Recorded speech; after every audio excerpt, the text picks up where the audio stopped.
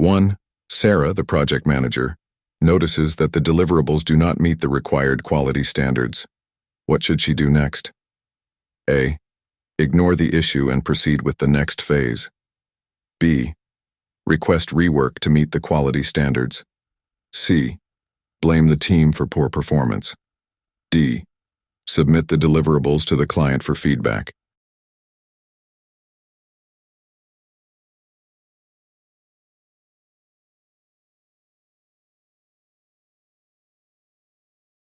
Answer: B. Request rework to meet the quality standards.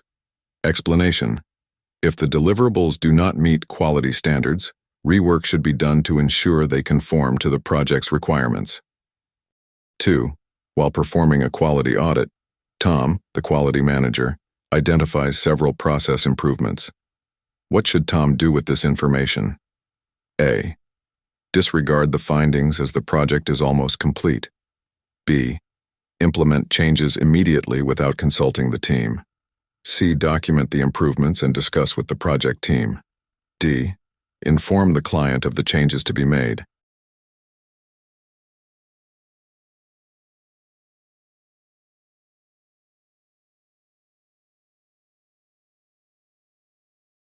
Answer: C. Document the improvements and discuss with the project team. Explanation: improvements identified during quality audits should be documented and shared with the team for discussion and potential implementation. 3. Alex is leading a project, and during quality control, defects are identified in the product. What should Alex do first? A. Report the issue to the sponsor. B. Perform a root cause analysis to identify the source of the defects. C. Scrap the product and start over. D. Continue production and fix the issue later.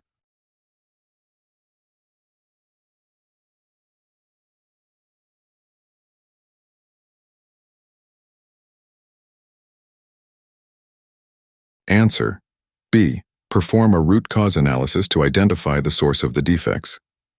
Explanation: a root cause analysis helps identify the underlying issue to prevent similar defects from occurring in the future. 4. During a quality control inspection, Emily discovers that a critical component is not functioning correctly. What is the most appropriate action? A. Issue a change request to modify the project scope. B. Fix the issue immediately without informing stakeholders. C. Halt production and involve the quality team to resolve the problem. D. Continue work and address the issue later in the project.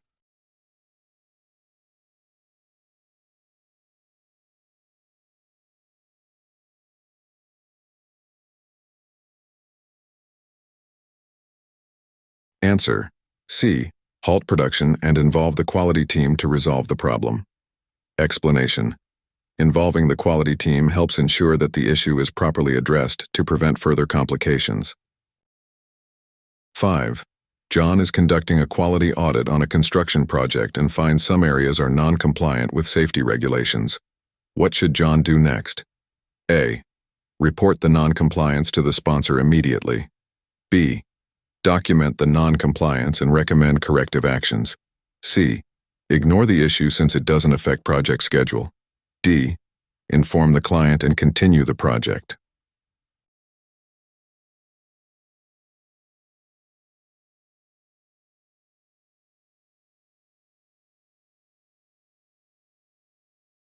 Answer: B. Document the non-compliance and recommend corrective actions. Explanation: non-compliance should be documented, and corrective actions should be recommended to bring the project back in line with safety and quality standards. 6. Mark, a project manager, has noticed the team is struggling to meet the quality requirements. What is the best approach to handle this situation? A. Penalize the team for poor performance. B. Conduct additional quality training for the team. C. Reduce the quality requirements to speed up the process. D. Replace the team with more experienced professionals.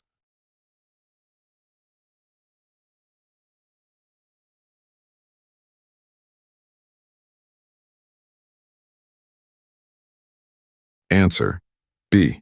Conduct additional quality training for the team.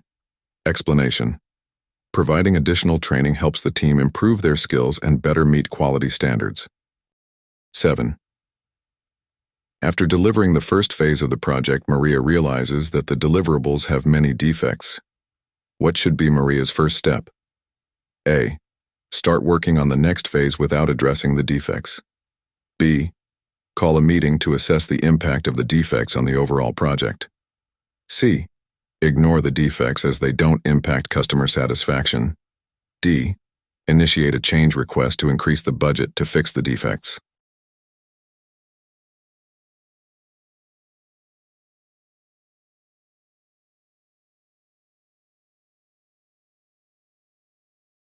Answer: B.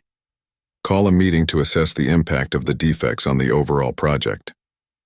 Explanation: the project manager should evaluate the impact of the defects to determine how they affect the project and identify solutions.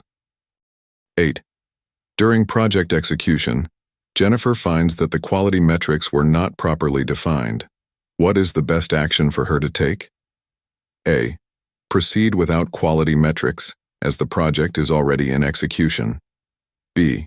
Stop the project until quality metrics are established. C. Develop and implement quality metrics immediately with the team. D. Inform the client about the lack of quality metrics.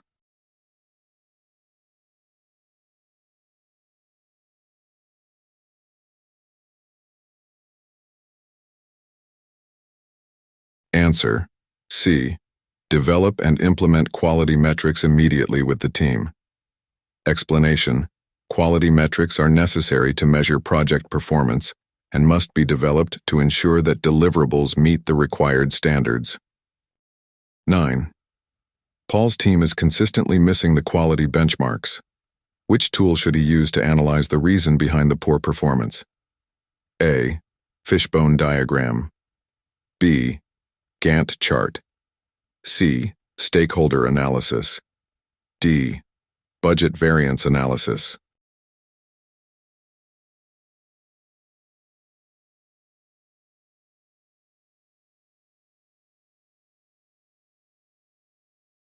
Answer: A. Fishbone diagram. Explanation: a fishbone diagram, Ishikawa, is used to identify the root cause of quality issues and understand why benchmarks are not being met. 10. A stakeholder complains about the product quality even though the project meets all the internal quality standards. What should the project manager do? A. Ignore the stakeholder's complaint. B. Conduct a quality audit to identify the issue. C. Adjust the product to meet the stakeholder's quality expectations. D. Schedule a meeting with the stakeholder to understand their concerns.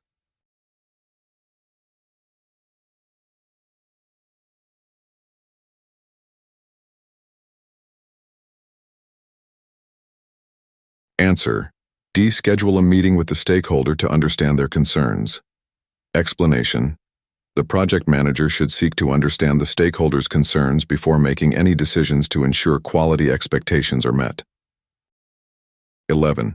Monica is managing a software development project. During quality assurance, she realizes that the testing team is using outdated tools, which is affecting quality. What should Monica do next? A. Report the issue to the project sponsor. B. Continue using the outdated tools to save budget. C. Upgrade the tools and ensure the team is trained in using them. D. Ignore the issue, as the project is almost complete.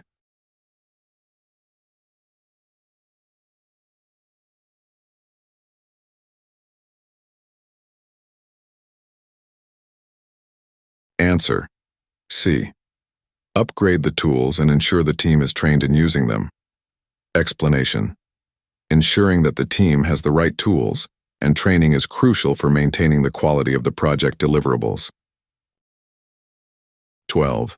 Steve is conducting a quality control review and finds that several test cases failed. What is his next step? A. Restart the project from the beginning. B. Document the defects and initiate rework for the failed test cases. C. Ignore the failed test cases and focus on those that passed. D. Notify the sponsor of the failure and halt the project.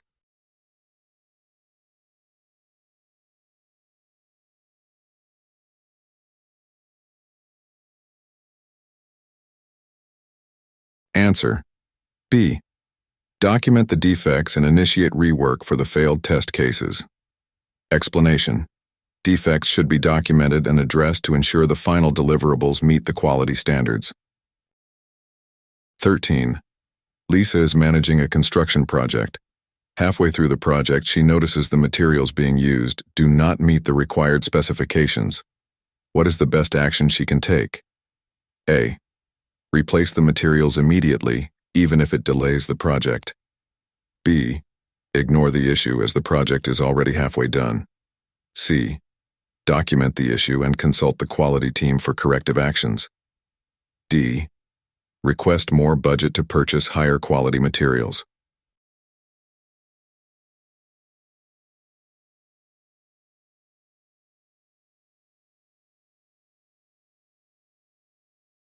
Answer. C. Document the issue and consult the quality team for corrective actions. Explanation. Consulting the quality team ensures that the correct steps are taken to address the issue and maintain project quality. 14. During a team meeting, Bob realizes that the team's approach is not aligned with the quality management plan. What should he do? A. Correct the approach immediately to align with the quality management plan. B. Continue with the current approach and make adjustments later.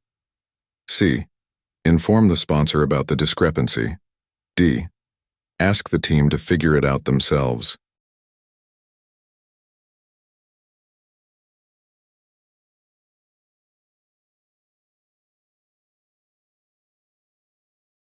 Answer.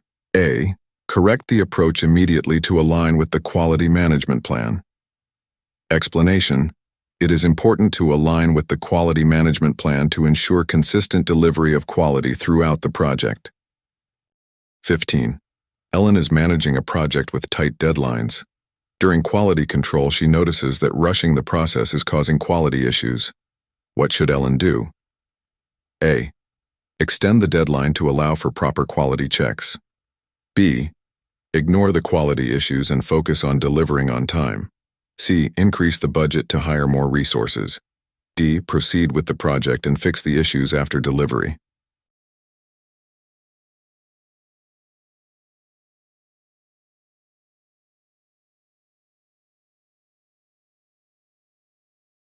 Answer. A. Extend the deadline to allow for proper quality checks. Explanation. Proper quality checks should not be compromised to meet deadlines. Extending the schedule ensures that deliverables meet the required standards. 16. Kevin's project team is struggling to consistently meet quality standards due to lack of documentation. What should Kevin do? A. Create clear quality standards and documentation for the team. B. Replace the team with more experienced professionals. C. Proceed with the project and worry about quality later. D. Cancel the project due to poor quality performance.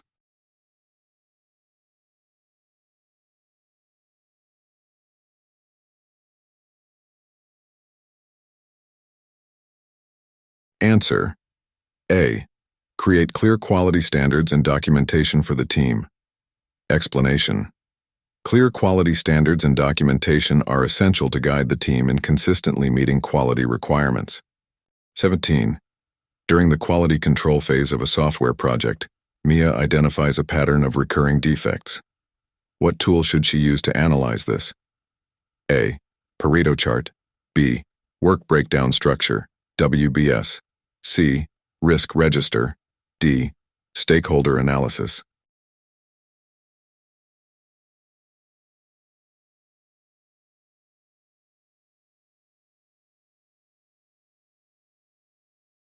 Answer. A. Pareto chart. Explanation. A Pareto chart helps identify the most common causes of defects, allowing the team to focus on resolving the major sources of quality issues. 18. During project execution, Tim receives feedback that the client is not satisfied with the final product, even though it met the agreed-upon quality standards. What should Tim do? A. Reopen the project and redo the work according to the client's feedback. B. Inform the client that no changes will be made as the quality standards were met. C. Discuss the client's concerns and identify any gaps in quality expectations. D. Ignore the feedback and close the project.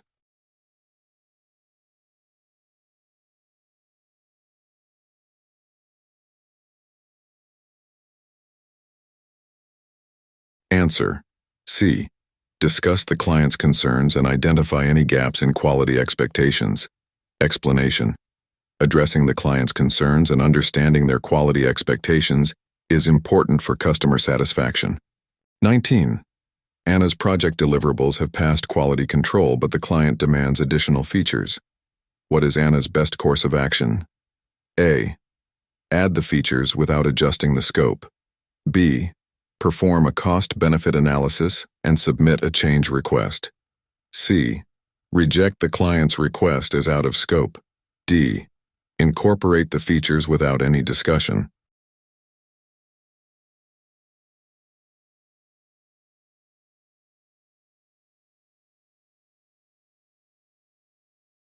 Answer: B.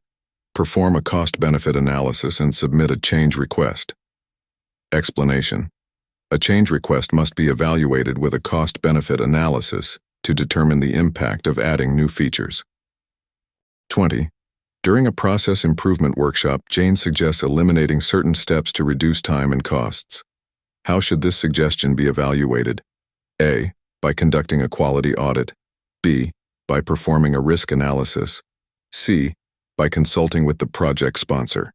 D. By performing a cost-benefit analysis to ensure quality is not compromised.